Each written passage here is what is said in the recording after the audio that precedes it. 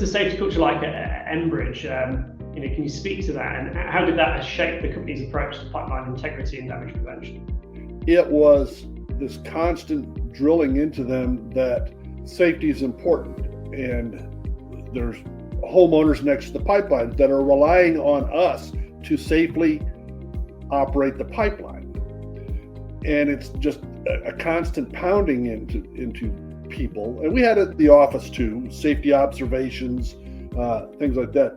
But to get the whole company thinking, what's the best way to go about this? Are we aware of all the risks that you see in everyday life?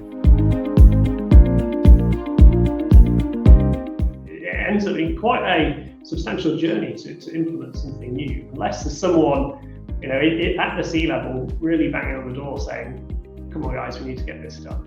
Well, I think Surface Scout becomes another tool in the tool belt.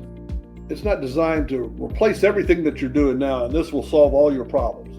No, but it becomes a tool in the tool belt that gives you a chance to see a little deeper, see a little more accurately what you may have been overlooking so far.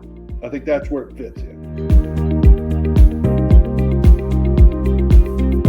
The companies have data. They've got piles of data. The hard part is turning it into information.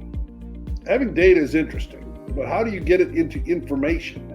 And once it's information, then someone can take an action.